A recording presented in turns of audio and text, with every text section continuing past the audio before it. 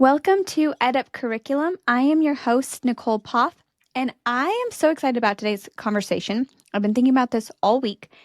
I am joined today by Lauren Fern. She has a very unique mission in life. It's an admirable mission in life, one that I wish I would have had as a child or as a college student, someone in my life with her own personal mission. So, Lauren, thank you so much for joining us today. Before we get started, what do you want to share with us? Can you share a little bit more about who you are, what you do, anything you want to share? Sure. Well, first off, Nicole, thanks for having me. I'm very excited about this conversation, so I really appreciate the invite. Just very briefly, I'm originally from Chicago. I always knew I would head out west, and 22 years ago, I moved to Montana and hope to always live here. I feel like I live the dream. I have my dream job. I live in a log home that I heat with wood and I grow my own food.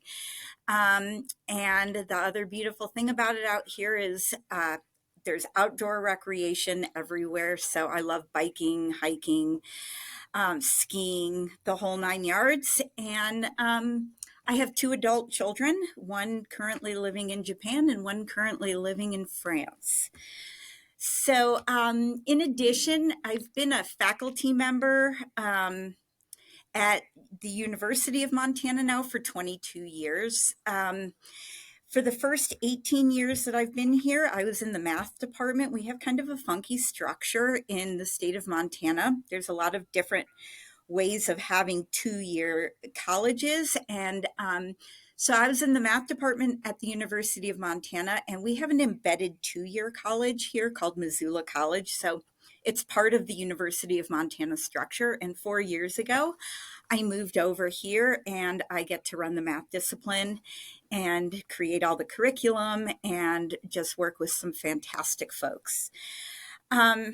I've also done some work with the Dana Center at the University of Texas at Austin. And honestly, that work is really what opened my eyes and really launched my career path, I feel, pretty far into my career. And frankly, I love to teach math. I mean, I always think it's kind of a joke that I get paid to talk about my favorite subject. So I count myself to be very lucky. I love it. You live a fascinating life. Like you grow your food, you have adult children in different countries. You live a really cool life. But something that really piqued my interest. So, for the listeners who are listening, the way that Lauren and I connected was a mutual colleague, Dr. Brian Reed, popped into my LinkedIn inbox and said, if there is anyone you need to know, it's Lauren Fern. She has a really unique life mission. And so I was like, okay, cool. I'll connect with her. We were chatting and I was like, oh my, I actually, Lauren, you probably don't know this. I circled back with Brian after and was like, thank you so much for connecting us because that was such a fun conversation. So you have a very unique personal mission. How would you describe your overall mission in the work that you do? So I think what I'll start with is it's always been really funny to me. You don't normally hear people say that they're just not a reading person or they're just not a writing person. But more often than not, when I talk about the fact that I love mathematics, the first thing I get is, oh, I'm not a math person. I've never been a math person.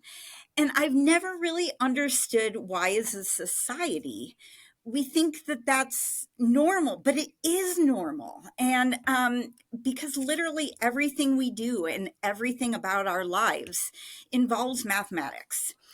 Um, so my response to those folks are, well, you might not be a math person yet. Mm, Um, it's my determination to expose people to math, to show them the beauty. I mean, truly, it's really an art form, and frankly, it's mind blowing. It's beautiful, beautiful stuff, and I want to show folks that they can do math. Um, a big turning point in my career was I taught at Northern Illinois University prior to coming out to Montana, and I worked with a group called the Chance Program. And so essentially, the Chance Program took students from underserved backgrounds. In that case, they were primarily from the projects in Chicago. And these students had the ability, had the potential, but clearly weren't raised in a way that math was the focus and school was necessarily the focus. But I worked with these students. I taught them math. I taught them how to learn math. And it was just, I realized it was my calling. I previously thought I would want to do research. But after that, I knew that I just wanted to reach people and help them find a path that really suited them. And, life is full of opportunity and possibility. And like I always tell my children, you can predict your path, but it's never going to go that way because that's just not the way life works. So, I'm not here to determine how people should live or what their values are, but if I can help people find their dreams and their path and give them the confidence, it's a lovely way to live my life. So the current president of our university calls it inclusive prosperity, right? We're here to meet everybody. And that's my motto, right? I want to help people find what they need to do in life and do what I can to give them the thought processes and critical thinking skills and the math along the way. I love that. And you're right. There's a lot of people, who don't enjoy math. And it is just like, oh, I hate math. I hate math. It kind of becomes this, probably like a self-fulfilling prophecy if we actually really looked into it. 100%. Our kids, my husband is really good at math. And he was like, all I did as a kid is I memorized, the multiplication, the math facts, right? And so as children, those math facts are, we work really, really hard to get that speed, right? When they're, what's 5 times 5? What's all the multiplication facts, even the addition facts, like we work really hard. But we understand that there are a lot of kids who don't have that same home life. And the only exposure they have to these concepts is what? The 30, 60, 90 minutes they have in class that math is allotted for. Um, but I've seen my husband and just how much he's just so smart. And I'm like, man, you're just so good at math. And it like has really propelled his life and his career. And nothing is really too hard because he can look at it very mathematically and solve it. And I'm over here like, can I get my calculator out? And Well, calculators are beautiful tools. I mean, the key is to use them as a tool and not as a crutch. Um, but what I tell my students is we all have things that we're good at, and we all have things that we are absolutely terrible at. And that's okay, right? We all have our starting point. I think for me, it's really just focusing on meeting my students at their starting point and helping them develop the confidence and feel comfortable making mistakes. One of my mottos in my classes, mistakes are expected, respected, and inspected, because very often mistakes, if you dive into them, you actually understand where things went wrong and actually develop more intuition into what's really going on. But I've just always loved math. I When I was a little kid and I would play house with my neighbor kids, I would play math teacher and I would give them quizzes. And it still astonishes me that I actually had any friends who would want to play with me. But, and now I joke that I'm paid to grade. Like no one has to pay me to interact with students and do the math. It's the grading that's sort of the drudgery. But math has always just kind of given me that inner calm. that's awesome. And that was going to be one of my questions. But I have one more question before we get into the particulars of your work because there's so much to unpack here. But I wanted to ask one more question before we really launch into the topic, which is math can be a really tough subject. We've already touched on this. For a lot of people, it can be a really tough subject.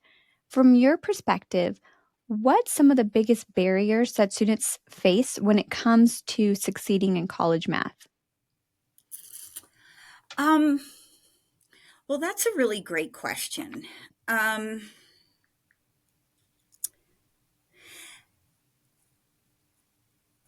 Personally, I've always had this very deep love for math. And so like said a little bit ago, it's where I've found my calm. And, it really is what makes sense to me. I love asking why about absolutely everything. And that's one of the beauties of mathematics is you can never settle for not understanding. I mean, it's the perfect subject area. If someone claims that something is true, you have to be able to prove it, and there's some beauty in that. But I think oftentimes we have educators who aren't necessarily confident in their math and don't like math themselves. And that gets passed along. I mean, I think that the number one thing that, and obviously it has to be authentic, otherwise nothing matters. Um, but if you have a teacher up in front of a class who does not like that subject area, kids are going to pick up on it. If Absolutely. nothing overt needs to be done, kids pick up on that. So I think very often it's I, maybe the way it has historically been taught. I think going back to something that you mentioned a little bit ago with your kids is that it's often taught in like it's a speed test, right? Mhm. And then once you bring that competition in, the students who thrive in that, it's great for them. But how many doors does that shut for other students? And so if people are very self-conscious at a very young age, Yep. and so if they feel like it's not in their skill set, human nature is to withdraw. So I think we lose a lot of people in that way. I think it's taught as a lot of drill work, and I'm all about it. Um, I homeschooled my daughter up until high school. She's just a unique child.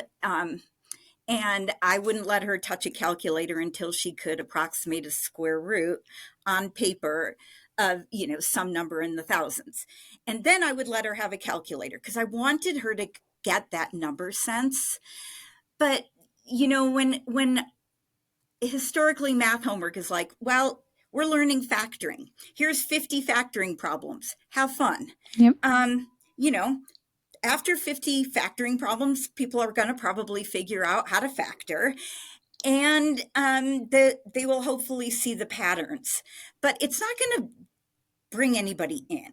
So if you're trying to sell the subject area, that really isn't how to do it. So I think what I would push is just understanding why we have certain techniques and why we solve problems certain ways, that there's more than one way to solve these problems very often, and how they relate to the world around them. I mean, math is everywhere.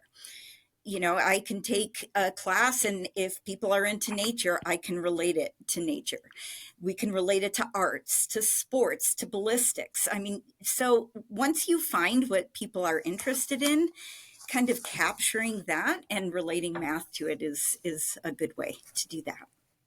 I think that's great. And I think you're right that no one falls in love with math by doing drills.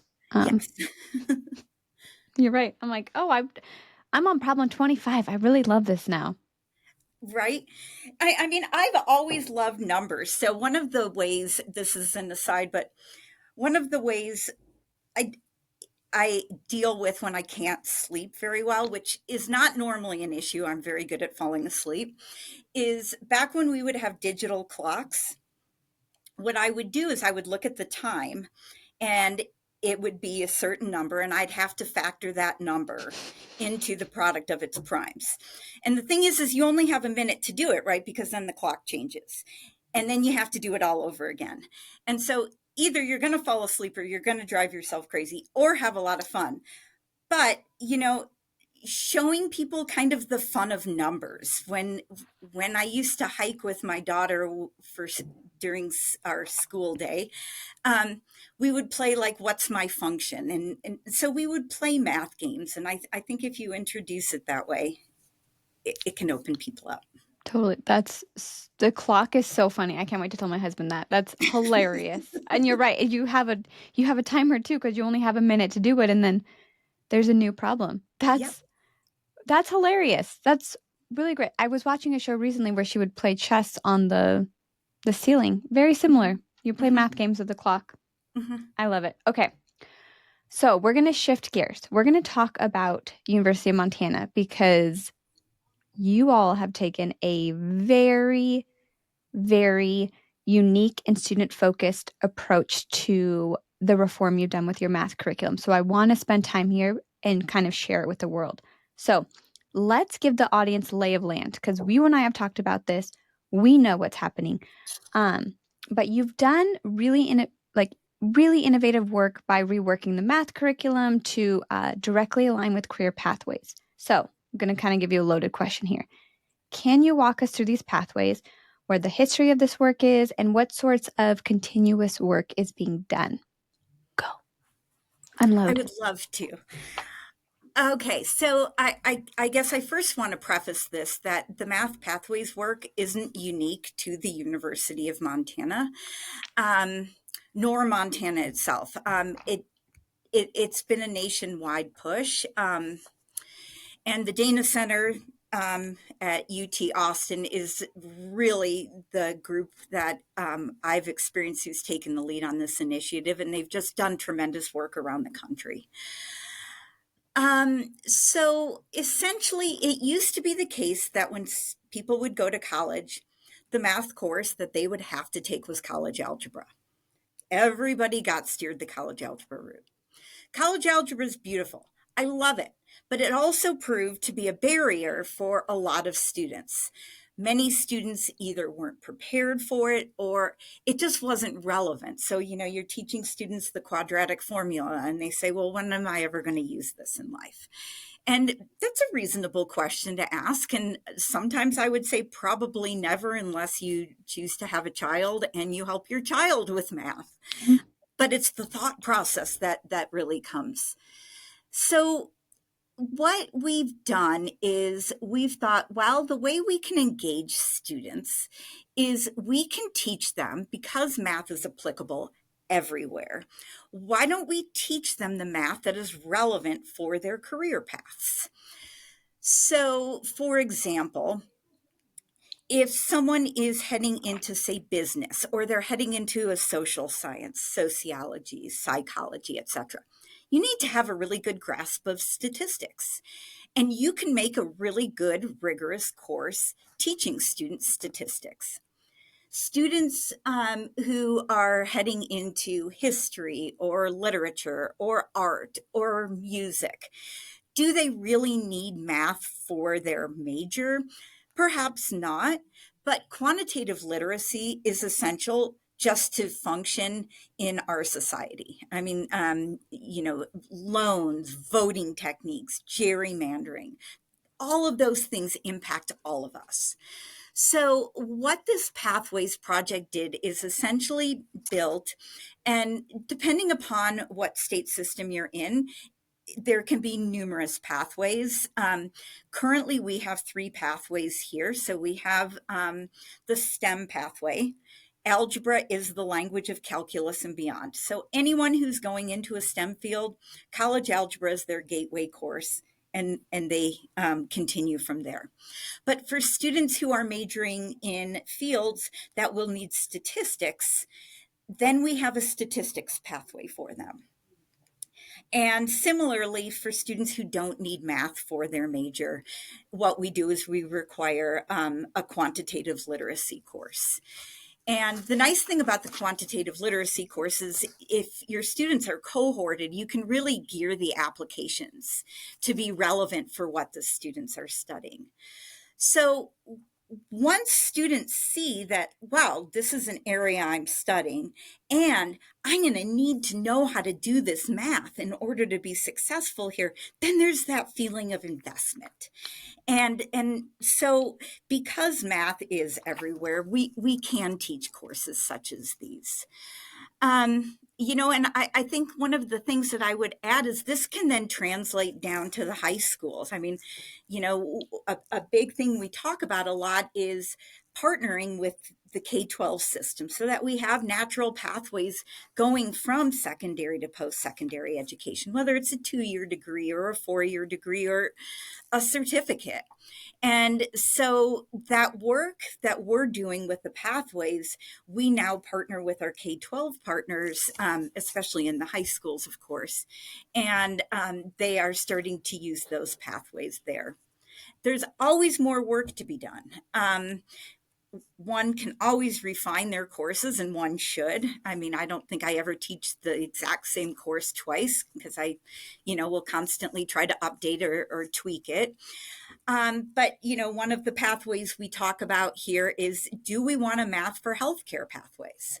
So that's something that we're looking into. And a cool thing about the Montana University system, it's really an awesome system that we work together quite a bit. Transferability around the state is really important. And so, where like one of our big areas that we have to dive into next is, this institution might use these pathways. Well, if a student transfers, will the next institution honor those pathways? And how do we get this aligned where each of our institutions have the autonomy that they want and need, but yet make it so that it works for students? So it's an ongoing process, and we can always refine and bring in data that's more up to date. It's so I think it's super cool. This is so cool because it's its own like little ecosystem, right? The K through 12. I was recently talking to someone and he's very concerned with the lack of kind of STEM pipeline that it feels like from K through 12 going into college. Students are choosing business or healthcare over those hard STEMs. And he's like, when we look around the rest of the world, we're going to be behind. I mean, he was very, very kind of concerned about this. So this to me feels like a great way to get that K through 12 engaged to where Mhm. then when they're coming up to college, maybe they are considering those STEM career fields, Right. versus dismissing them like I think what's probably happening now. Yeah, unfortunately. And I mean, you're exactly right. In order to be up to date with research science, we have to focus on STEM. And then we also then have to um, teach the math for people who don't want to go into the STEM, that works for them. And, so many people use math in their communities, and so we can bring all of those different things into, especially our quantitative literacy class. There's endless possibilities, I love really. it. We have a trades program at our 2-year here. And so what we did is we designed a math for trade students. So they're doing really rigorous math. I mean, they're doing trigonometry, they're doing algebra, they're doing dimensional analysis, they're doing a lot of solid work. And all of our applications are geared, no pun intended, to the trades. And so, normally these students would be like, oh gosh, why do I have to take a math course? But they're using it for exactly the purpose of what they want to do. It's a ball. It's super fun to do. I love developing curriculum. So I think about, we have a culinary program here. Wow, what could we do with that? So I mean, much. so many possibilities. So much. Yeah, that's always when to me like when I'm with my girls in the kitchen, that's when the biggest math lessons come in is when we're looking at those recipes and we're converting fractions, you know, two-thirds into whatever and those I'm like, "Oh, we're doing math, but we're also baking cupcakes." Yep. Yep. I know people who tell me they hate fractions. I'm like, but how do you bake banana bread? Yeah, totally. Yes. Yeah. Yeah. No, Yeah. absolutely. Yeah, we have windows and doors that are obviously glass and we use them as whiteboards in our house. So any door in our house that is made of glass, you will find words or math problems on it.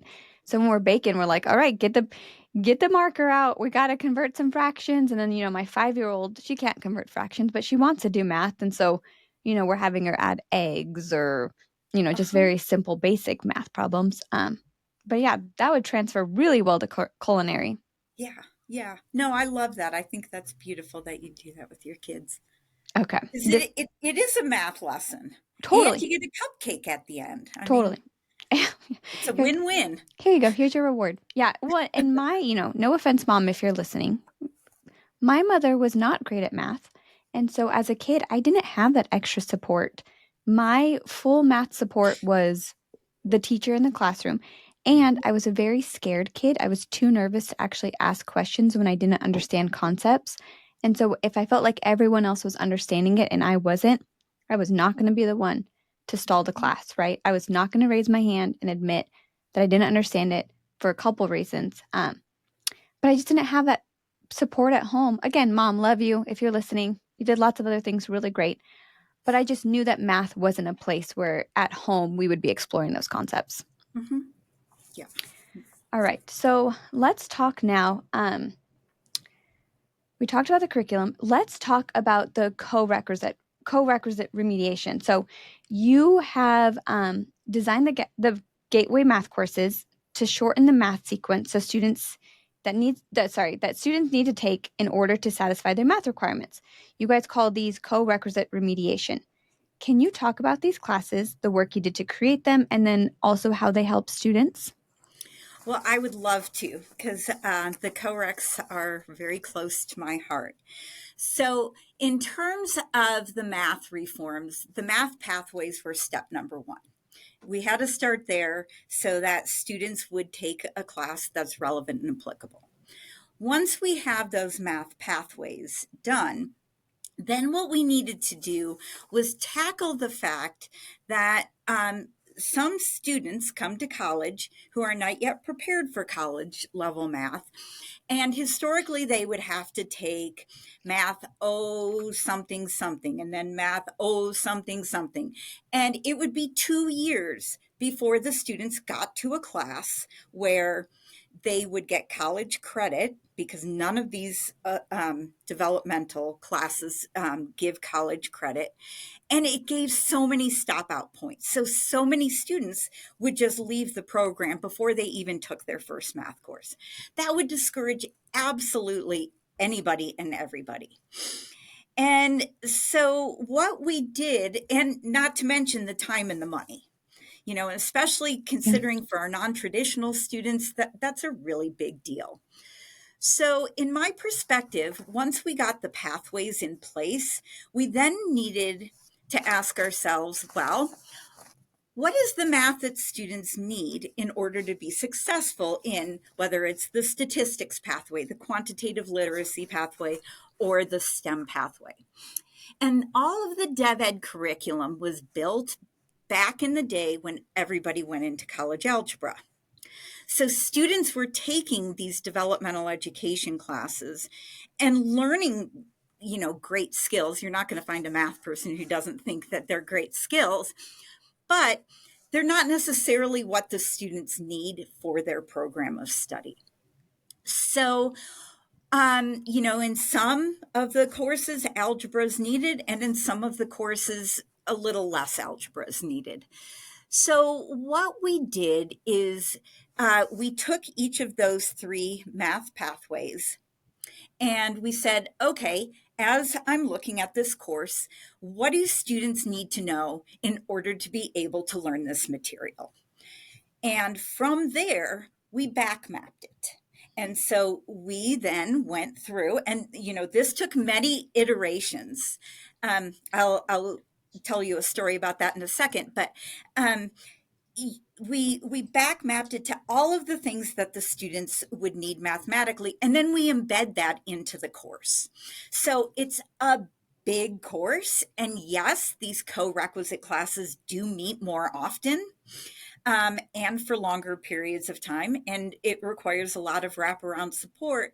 But now, instead of a student having to take two classes before they get to their statistics class, they might be able to go directly into their statistics class. And we support them with the math needed just in time. So another issue with the developmental math is students learn all sorts of skills and then never really use them. Here in this situation, students are learning these skills and then they're immediately applying them in their college level course. So we're saving students time, we're saving students money, and we're shortening their sequence a ton. And the other thing that I'm going to add about the co-rec classes is more often than not, people have had bad experiences in math. I mean, people have had bad experiences in math. I had bad experiences with especially one of my high school math teachers. And so they come in with that. So a lot of times, as you mentioned earlier, there's the whole self-fulfilling prophecy. Well, I've never been good at math. I'm not confident in math. And people get really shy and are afraid to speak up. So one of the other things that we do in these co-requisite courses is we talk a lot about mindset, like Mm. how do you learn math? How do you develop the confidence? Well, you build small and meaningful successes. The key thing is we have to meet the students where they're at. And sometimes in these classes, there's starting points all over the place. So it's a lot of work, but then we guide them through. And then the other thing is learning math is so different than learning any other subject area. When you're taking, I don't know, a psychology course, and I've never studied psychology deeply, but you read the text, you learn the terms and the applications, and you're pretty good. You can't read a math book like you read um, a psychology book or a history book or anything. Reading math is like a line by line experience, and you need a pencil and a piece of paper to verify everything on the side. But most people are never taught how to learn math because math is such an active thing. You cannot be a passive math learner. The only way to learn math is to do it. And so we get at those things. So we help the students learn the math, they learn the skills, and then they also learn how to learn the math. It's so cool because many students just walk away and they're like, I never thought I could do this. I love this. And, there's just like absolutely nothing better in the world. But the story that I was going to say is when I remember when I first designed these co-requisite courses and I was teaching it for the first time here. And whenever you develop a new course, you have to teach it out because you always find things you missed, things Yep. that you should have done. And I remember talking about some material. I'm like, oh my goodness, I totally forgot to show them how to do this. And so, we kind of just stopped and we said, okay, let's take a break here. We wrapped it as well as we could. And then we moved to the side. So, once you teach these things a few times, you really see where the gaps are and where they aren't. But I think these co-rec classes have been an absolute game changer. And the last thing that I want to say is when I designed all of them here at the university, I took them on. That was kind of my pet project, and I've absolutely loved it. But people question the rigor. Mm. And what I will say is that if we take a student in the co-requisite college algebra class and we take a student in the regular college algebra class, we give them the same assessments. So they are given the learning outcomes are exactly the same. The assessments are the same. So we're not lessening the rigor. We just meet more often and have more time to give people that one-on-one support. And I know that was a long answer, but these things are really, really cool. They are, and it's so kind to students. I know there's so much debate around rigor, right? Like I think in higher ed sometimes, faculty and just administration, they see flexibility and rigor as competition. Like we can't be both. We can't be flexible and rigorous. I think that's not true. I think we can be flexible and I think we can be rigorous at the same time. Um, Yes. this to me feels so kind to your students to say, we understand that remedial courses add a lot of extra time. They don't transfer, right? So you were talking about transferability early. We know that many of the times those don't transfer. So they might have taken three courses in their mind and they go to another school and they're like, you don't have any math satisfied, right? Um, Hmm. and so to me, yes, all of this is really cool, but it is a very kind approach to your student. I know I keep saying that word, but I'm intentionally saying that word because it's clear that this is a model that really took the students in the center and then worked around from there, which kind of leads me to my next question. Because these are not the only things you've done at University of Montana. We could have talked the entire time about pathways. We could have talked the entire time about these co-requisites, but there's another reformation that happened at University of Montana. Again, something that I think was very kind to students, which is the overhaul of the math placement process. Can you explain kind of what the old system looked like, why it needed to change? Yes. So thank you for asking. This is a project that I had my eyes on for, oh boy, 5 to 7 years before we were actually able to get it off the ground. So, uh, proper placement is the key for success and retention. If a student is not placed in an appropriate math course, both for what they're interested in studying and at the level that meets them where they're at, we're not going to retain students. And so um, this was my next step after the co-recs were built, and it was a huge overhaul. And something that I want to really stress is it wasn't Lauren Fern doing this. It was Lauren Fern working with awesome colleagues from around our system, advising our Office for Student Success. I could not have done this without them. They've just been amazing partners in IT and the registrar's office. So, this was definitely a group project. But so historically, what would happen with math placement is students were placed in a math class after they took a one and done high stakes placement test. So, what we're getting is a moment in time. And that's not really a good indicator. And we've always known that it's not a really good indicator. But we never really looked at it in any other way because this is the way it's always been done. And, that's kind of how a lot of things in society work.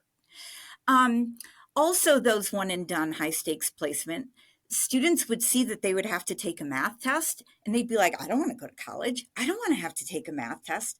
So we were also turning students off when we're at a time when we really want to bring students in. Yep. Um, so then, furthermore, COVID changed everything, as I'm sure we all know this one.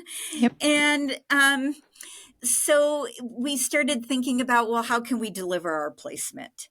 Um, Last but not least, there's the student population of the non-traditional students. They've been out of school for decades. Maybe they were awesome at math, but if you haven't thought about math for 20 years, you're not going to remember it.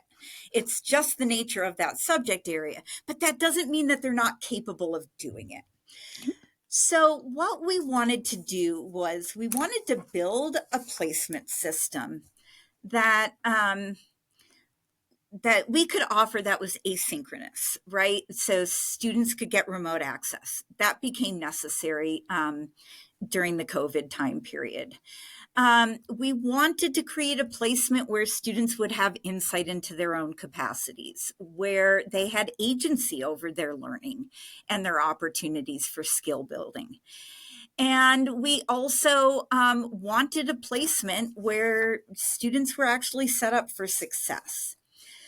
So, what we did is we partnered with a group, and we adopted the use of a platform, and it's called EdReady. So the way that our placement now works is a student comes into the University of Montana.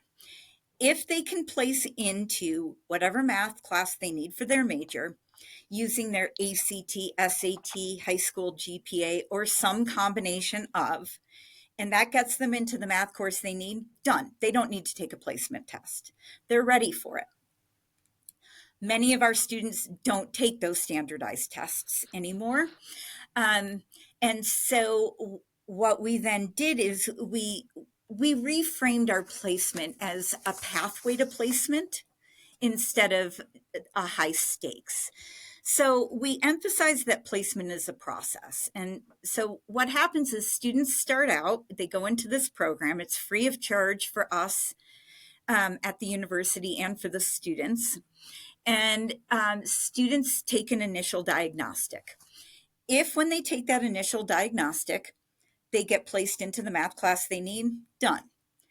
If they do not, the cool thing about this diagnostic is it builds individualized study paths. So essentially what the students either weren't tested on, because you can't test everyone on everything, or what they got wrong, it builds an entire study plan that the students can then work through. And they provide topic text and videos and opportunities for practice, all embedded within the program. And if students work in their study plan, they will not only increase their math skills and refresh their math skills, but they can also up their placement. So that's why we call it a pathway. And the way we have it built is such that anyone can take the initial diagnostic and work enough in the program so that they can place into a college level class. And, you know, it is a lot of work, but we talk so much about like non-cognitive factors being so important and such a key indicator in success. And, you know, you can't put a price tag on persistence and grit. And I mean, to me, they're some of the biggest indicators of how a student is going to do. And this also it includes that, it involves that, right? Because the students who are willing to put in the time, they're going to raise their math placement and they're going to get into the class they need. And they're going to find that it's a heck of a lot easier because they took the time to refresh their skills. So in a nutshell, that's what we've done with our placement. I mean, boy, what else do I want to add? You know, I guess I do want to say that we can only do so much with the computer program, so we don't let students who place at the bottom level go all the way up to a college algebra course, right? We're very cognizant that students can only place so many levels higher. So it makes it much more of a low stakes, and students can take ownership. I love it. Well, and even I think the word diagnostics over placement, Hmm. just that's so simple. But if I was a student and they're like, hey, you need to take this, diagnostic, uh, I don't want to say exam. What were you calling it? Like a diagnostics, just something with the word Diagnostic. diagnostics. I would not think of it as an exam or a test or a placement exam. But yeah, placement exam, I'm like, okay, this Hmm. is this is important. This is going to determine where I fit in, at this college. Right. Um, You know, simple. and I think what I would add to that is students will contact me and they'll say, I want to study for my placement test. And really, the whole way our placement is modeled is please don't go in there and be yourself and don't cheat. Don't, look at other resources.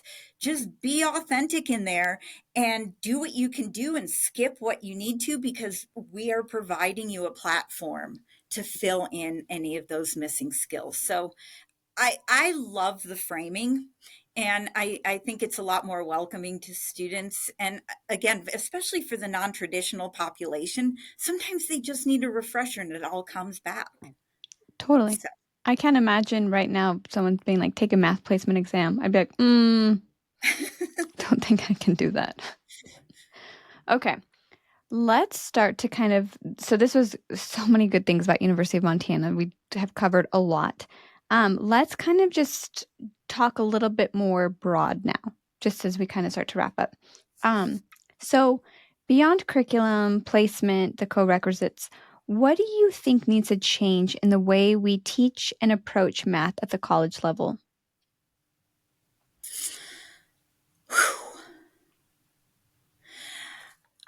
I mean, I think all of these initiatives are a great place to start. Um, Teach students math that's relevant and applicable, place them accordingly, meet them where they're at, and provide the needed wraparound supports. Um, I think that systems across campus need to really start working together more. The only way to make lasting and meaningful change in higher ed, in my experience, is if everybody's involved. So, administration, faculty advising, faculty, or not faculty advising, excuse me, student advising, and then faculty. We're all here for the same purpose, and that's student success. Um, but having said all that, and I was thinking about this morning, is we have a lot of good strategies, but we don't know what the world is about to become, right? Because all of these strategies have been designed for a non-AGI world.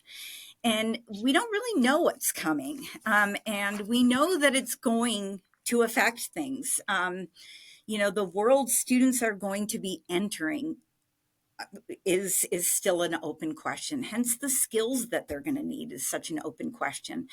How education is delivered. I mean, students with AI will soon enough have access to their own private tutor who is very familiar with, where the student's strengths and weaknesses are. So, I would love to be able to answer that, but I also feel like we're at a point right now where we're not really sure what it's going to look like even in 2 years from now. So,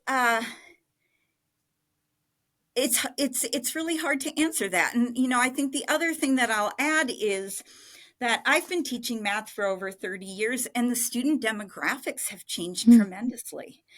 So we're bringing in a whole different population of students, and it's awesome. But higher ed was built earlier, and now that we are opening it to just totally new demographics, which is awesome, we have to adjust to that.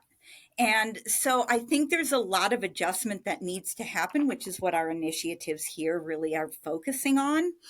But there's too many open questions. I just simply, will I be outsourced? Will there be someone, a computer that can teach them? I mean, you can mimic my voice, you can mimic my mannerisms, and you can have an electronic Lauren Fern up in front of your class. And so I don't know what it's going to look like moving forward. But I think that what we need to do is we need to welcome the technology and be as involved as we can, because the human touch and human empathy is something that you can't replace, and that caring and kindness, and understanding, and fostering a sense of belonging, I think all that's important. So there's a lot of open questions. How are we going to take that technology, use it, because we'd be silly not to, but still incorporate what humans can uniquely contribute?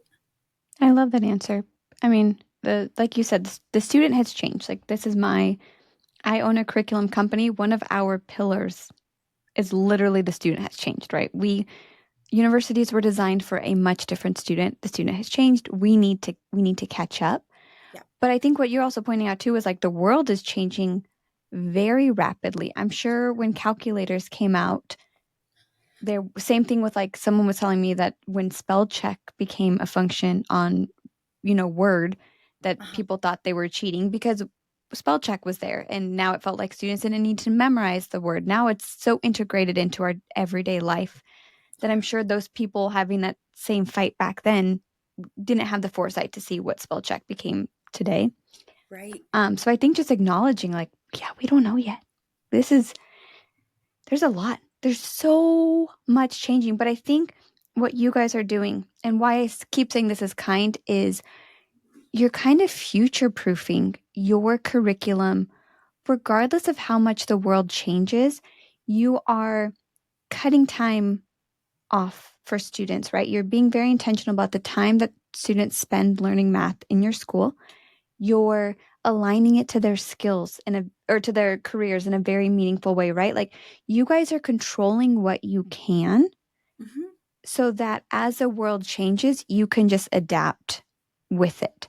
Um, it's again, kind is just the word I keep using because it's so kind to your students. I forgot to ask, how long did it take? I mean, from reworking the math curriculum, the co-requisites, the pathways, like how long of a stretch are we talking about? How many years? So the Pathways project in Montana started in about 2013. That was when it was first introduced. But as with most other things in higher ed and in Montana, things can move at glacial speed.